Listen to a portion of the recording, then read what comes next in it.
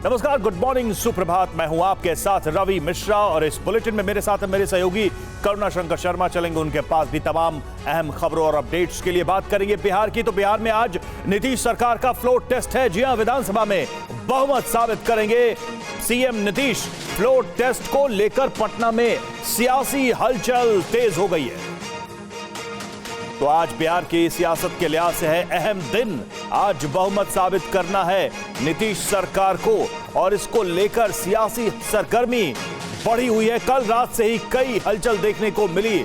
एक तरफ जेडीयू ने पूरा भरोसा जताया है बहुमत प्राप्त करने का सदन के अंदर, वहीं दूसरी तरफ आरजेडी की तरफ से भी कई सारे दावे किए जा रहे हैं।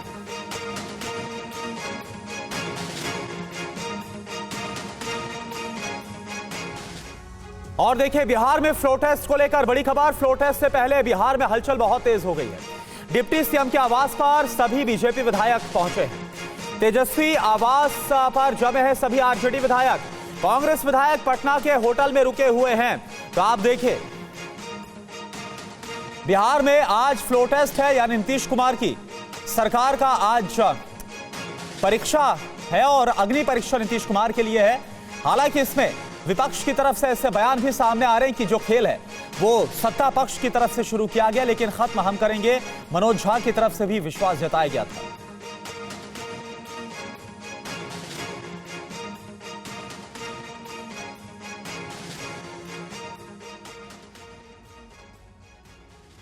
और फ्लोर टेस्ट से पहले तेजस्वी के घर पर पहुंची पुलिस। यहां आरजेडी विधायक के लापता होने पर पहुंची पुलिस।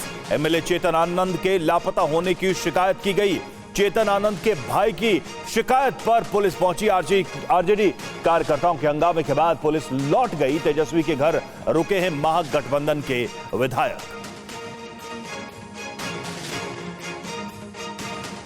तो विधायक के लापता होने के बाद शिकायत और शिकायत के बाद तेजस्वी के घर पहुंची पुलिस। और देखिए किस तरह से हंगामा यहां पर किया आरजेडी के कार्यकर्ताओं ने, जिसके बाद यहां से पुलिस वापस लौट गई।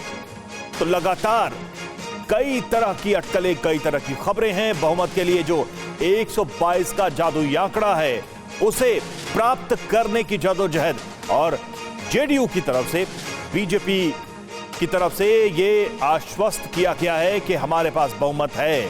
और इसी को सुनिश्चित करने के लिए ये खींचतान इस वक्त चल रही है। पटना चलेंगे सीधे पंकज झा के पास। हमारे सहयोगी, हमारे रोविंग एडिटर इस वक्त पंकज झा पटना में मौजूद हैं। पंकज, आज की सुबह काफी गर्म रही होगी, सियासी हलचल बहुत तेज है पटना में। क्या रणनीति रहेगी दोनों तरफ से, क्योंकि जेडीयू और बीजेपी की तरफ से कहा जा रहा है कि नंबर्स पूरे हैं, लेकिन 4 विधायक जो मीटिंग में नहीं पहुंचे, उसकी वजह से जो खेला होगा उसका बाजार भी गर्म है। जी हाँ, बिल्कुल। और पूरी रात अगर देखें, तेजस्वी यादव जिन्होंने 28 जनवरी को, इससे आगे का जो रास्ता तेजस्वी के घर का है, और आपको बताएं 28 जनवरी को उन्होंने ये बात कही थी कि खेला तो अब शुरू हुआ है, और इसीलिए कल देर रात तक उनके घर के बाहर तमाम तरह की चीज़ें कही जा रही थी। देखिए, ये जो जादुई आंकड़ा है ना, ये 122 का है। हालांकि बीजेपी की तरफ से और जेडीयू की तरफ से, यानी एनडीए की तरफ से बार बार कहा जा रहा है कि 128 का आंकड़ा उनके साथ है। लेकिन जो मंत्री हैं विजय कुमार चौधरी, जो कि जेडीयू कोटे के हैं, उनके घर जो कल बैठक हुई थी उसमें जेडीयू के 5 विधायक नहीं पहुंचे थे, और यही चिंता की बात है। हालांकि नीतीश कुमार कल उस बैठक में इत्मीनान नजर आ रहे थे और कह रहे थे कि उनके पास बहुमत का आंकड़ा है, आप सब लोग समय पर पहुंचेगा, कोई विधानसभा के अंदर उत्तेजित नहीं रहेगा। और उधर अगर तेजस्वी यादव के घर की तरफ देखें, जहां आरजेडी के विधायकों को ठहराया गया है, कांग्रेस के कल विधायक भी वहां पहुंचे थे, उधर कोई ऐसी बात नहीं है। सिर्फ एक विधायक को लेकर कहा जा रहा है कि उधर इधर उधर हो सकता है, क्योंकि वो अनंत सिंह की जो पत्नी है वो वहां पर नहीं पहुंची थी। तो कहीं ना कहीं सत्ताधारी कैंप में इस बात को लेकर बेचैनी है। लेकिन खुद अमित शाह दिल्ली से मॉनिटरिंग कर रहे हैं। कल जीतन राम मांझी से भी बात की थी उन्होंने, ये भी कहा जा रहा है वो नीतीश कुमार के संपर्क में है, और दावा किया जा रहा है कि आज सब कुछ ठीक रहेगा। लेकिन दावा तेजस्वी यादव की तरफ से भी है कि खेला तो अब शुरू हुआ है। जी बिल्कुल बिल्कुल पंकज, और नजर रहेगी कि आखिर आज फ्लोर टेस्ट से पहले क्या क्या सियासी हलचल पटना में देखने को मिलती है। लौटते रहेंगे हम आपके पास। फिलहाल बहुत बहुत शुक्रिया पंकज हमसे जुड़ने के लिए और इस जानकारी के लिए। और फ्लोर टेस्ट से पहले जेडीयू खेमे में हलचल तेज हो गई है। विधायक दल की बैठक में 4 विधायक नहीं पहुंचे, जिसका जिक्र हम कर रहे थे। बीमा भारती, सुदर्शन, दिलीप राय नदारद रहे और विधायकों के मोबाइल फोन भी स्विच ऑफ जा रहे हैं। मंत्री विजय चौधरी बोले, हमारे पास पूर्ण बहुमत है। इसके बावजूद, यानी 4 विधायक नहीं पहुंचे, उसके बावजूद काफी कॉन्फिडेंट नजर आ रही है JDU.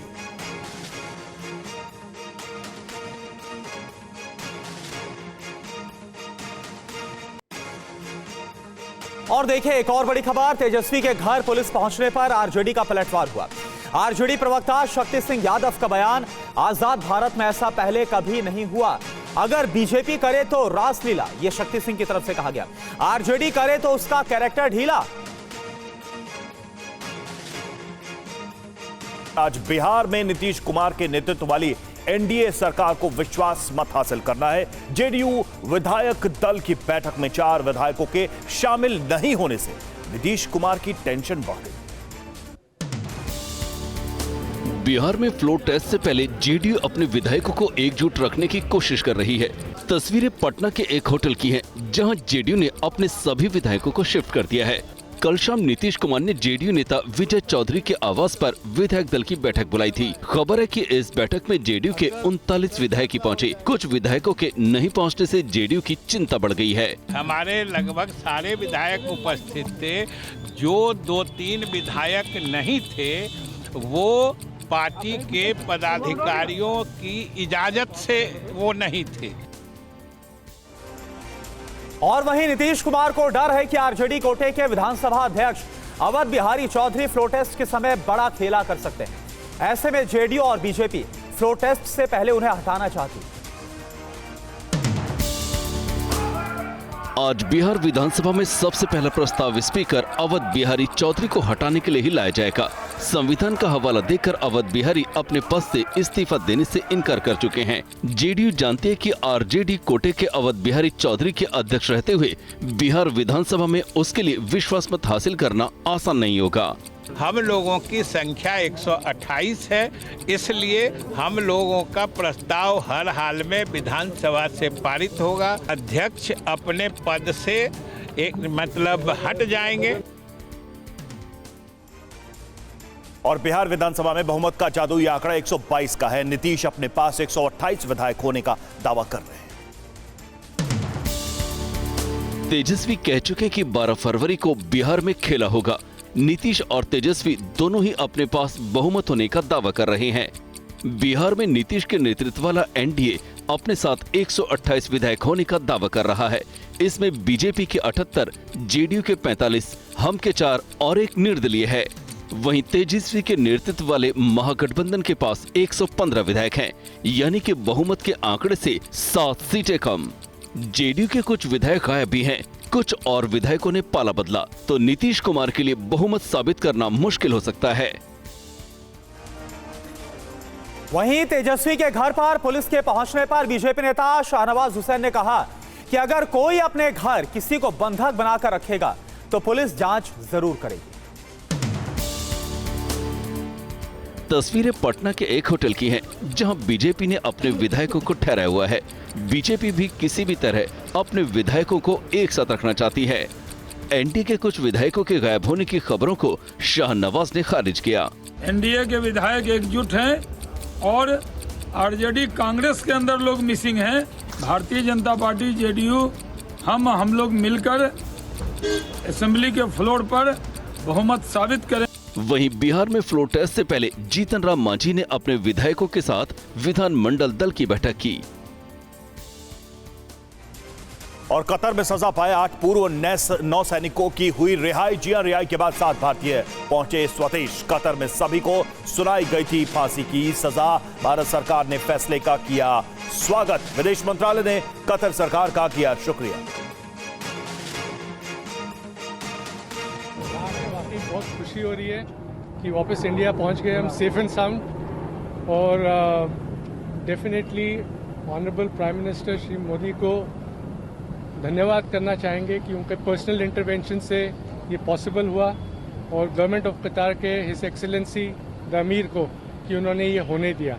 without the intervention of Prime Minister Modi, it wouldn't be. आज हम आपके सामने खड़े नहीं हो रहे होते अगर इंटरवेंशन नहीं होता at that level, highest level, and specially government of India, उनके अथक प्रयास से कि वो कंसिस्टेंटली लगे रहे, and we are there in front of you. Very very thankful to the government and prime minister Modi कि हम लोग बाहर आ सके और वापस अपने कंट्री में आ सके। Thank you so much. वाले दिन का हम बहुत दिनों से वेट कर रहे थे और प्राइम मिनिस्टर मोदी और उनका पर्सनल इंटरवेंशन, उनका इंटरेक्शन, और एक और मौका लेना चाहता हूं कि थैंक करूंगा एमीर को कतर के, जिनके उनके इंटरेक्शन के कारण आज हम यहां खड़े हैं, जिस दिन का हमें बहुत बेसब्री से इंतजार। अंजू निर्वाण हमारे साथ इस वक्त जुड़ी हुई है। अंजू, जब ये खबर पहली बार आई थी सजा मिलने की, तब पूरे भारत में एक तरीके से बेचैनी थी, लेकिन अब जब ये संभव हुआ है कि सभी अपने देश वापस लौट गए हैं, प्रधानमंत्री मोदी और सरकार का शुक्रिया अदा कर रहे हैं, तो इसके पीछे की इनसाइड स्टोरी क्या है, कैसे संभव हुआ, कैसे मोदी सरकार के नेतृत्व में कतर सरकार से इस पर पूरी तरह से सहमति बनाई गई और इन सभी अधिकारियों को रिहा किया गया? जी देखिए, ये अपने आप में भारत की एक बहुत बड़ी डिप्लोमेटिक जीत है और कतर ने जिन 8 भारतीय नौसेना के पूर्व कर्मियों को मौत की सजा सुनाई थी, उन्हें रिहा कर दिया गया है।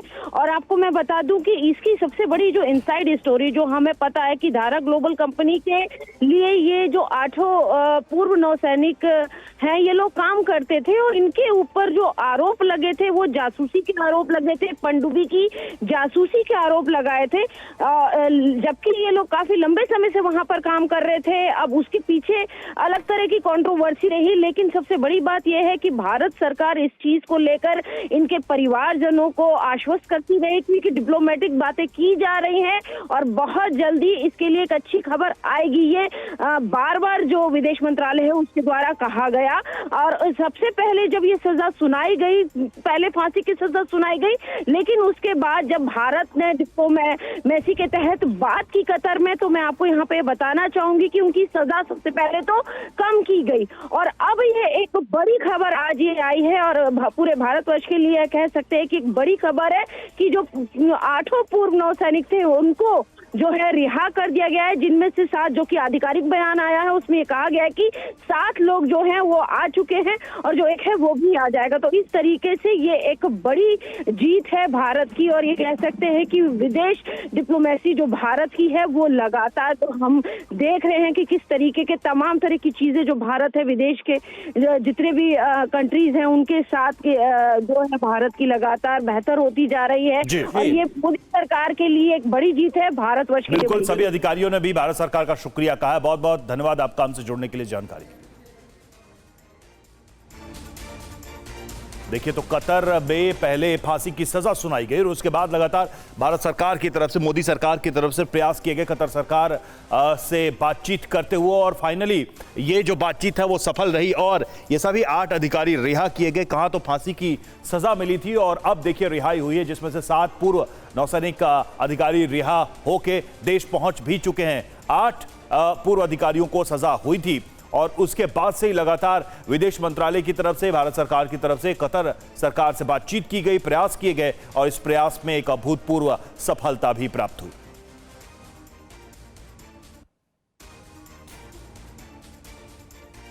और चलिए अब बात करते हैं हल्द्वानी हिंसा की। हल्द्वानी हिंसा में पुलिस ने 25 और उपद्रवियों को गिरफ्तार किया। हिंसा में अभी तक कुल मिलाकर 30 आरोपी गिरफ्तार हो गए हैं, लेकिन मुख्य आरोपी अब्दुल मलिक अभी भी पुलिस की गिरफ्त से बाहर है।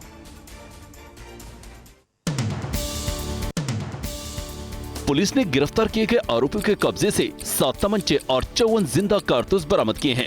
हल्द्वानी पुलिस में अब तक 5 लोगों की मौत हुई है। इस बीच हल्द्वानी पुलिस में घायल पुलिसकर्मियों से केंद्रीय मंत्री अजय भट्ट ने मुलाकात करके उनका हालचाल जाना। पत्रकारों को बुरी तरह पीटा गया, हेलमेट उतार के पीटा गया। पुलिस की बहनें, हमारी बेटियों, मैं उनको थैंक्स किया कि तुमने अपनी तरफ से कोई कार्रवाई नहीं करी। पुलिस को अब शक है कि इस हिंसा में रोहिंग्या और अवैध बांग्लादेशियों का भी हाथ हो सकता है।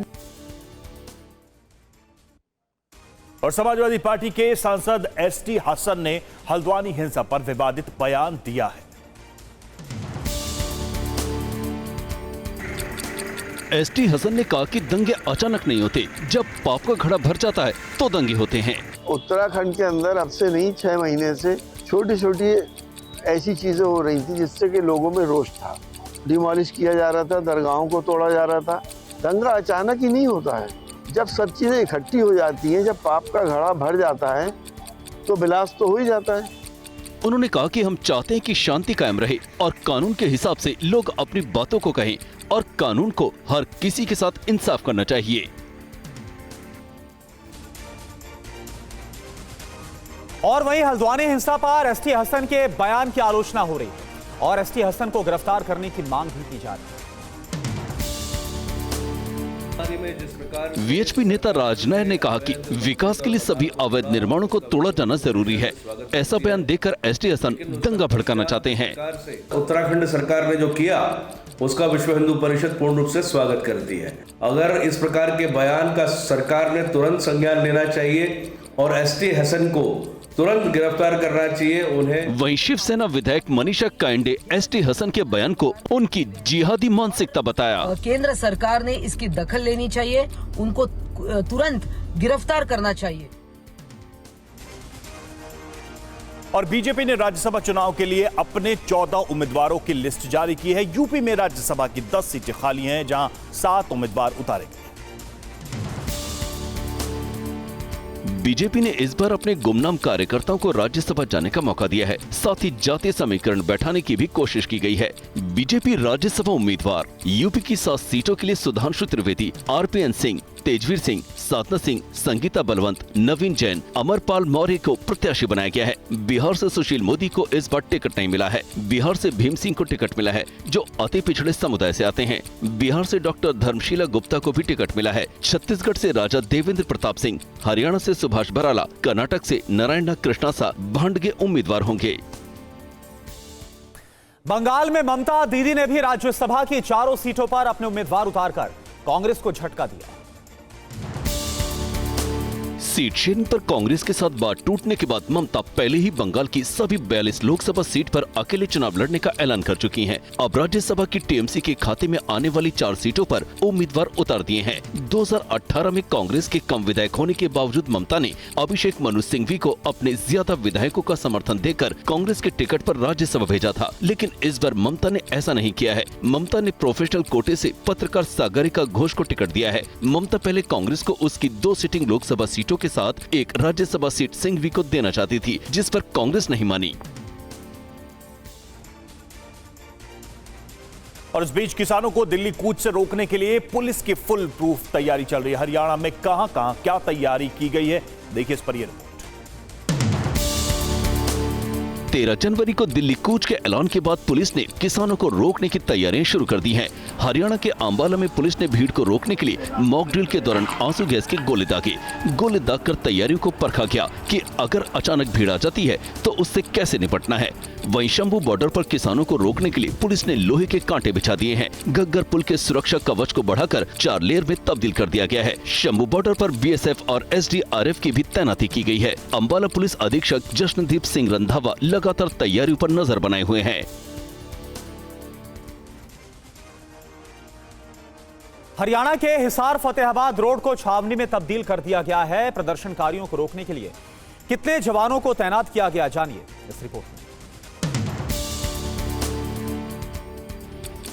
शंभू बॉर्डर के बाद हरियाणा के हिसार फतेहाबाद रोड पर भी किसानों को रोकने के लिए 6 लेयर की सुरक्षा व्यवस्था की गई है। पुलिस ने लोहे की कीलों के साथ बैरिकेड लगाए हैं। इसके साथ ही नेशनल हाईवे 9 को 1 वे किया गया है, जिससे एक साथ ज्यादा संख्या में किसान बॉर्डर तक न पहुंच पाए। प्रदर्शनकारियों को रोकने के लिए हिसार फतेहाबाद बॉर्डर पर अर्धसैनिक और पुलिस के करीब 2000 जवान तैनात किए गए हैं। सुरक्षा की निगरानी के लिए 8 ड्यूटी मजिस्ट्रेट की भी तैनाती हुई है। अग्रोहा में भी सीआरपीएफ की एक कंपनी पहुँच चुकी है, जबकि 2 कंपनियां आज पहुँचेंगी।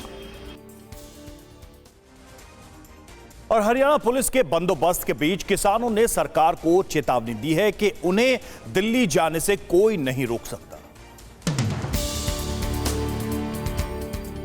किसानों को दिल्ली कूच से रोकने के लिए बॉर्डर इलाकों को छावनी में तब्दील करने पर किसान संगठनों ने विरोध जताया है। भारतीय किसान एकता के अध्यक्ष लखविंदर सिंह औलख ने सरकार को चेतावनी दी कि किसानों को दिल्ली जाने से कोई रोक नहीं सकता। लाठी और बंदूक से किसान की आवाज को दबाया नहीं जा सकता है।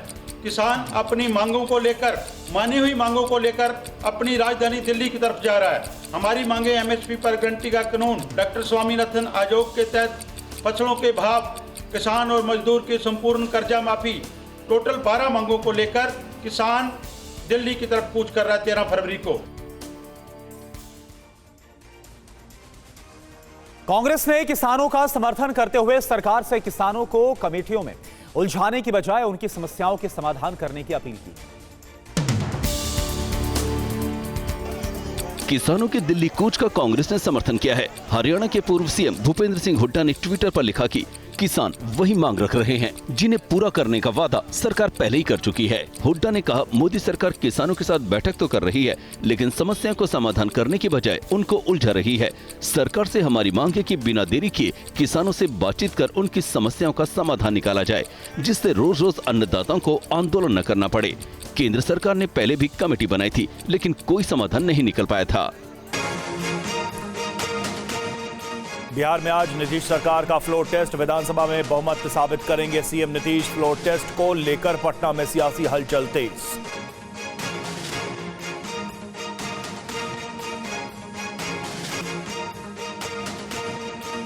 फ्लोर टेस्ट से पहले तेजस्वी यादव के घर हलचल तेज। आरजेडी कार्यकर्ताओं का लगा जमावड़ा, तेजस्वी के घर रुके हैं महागठबंधन विधायक।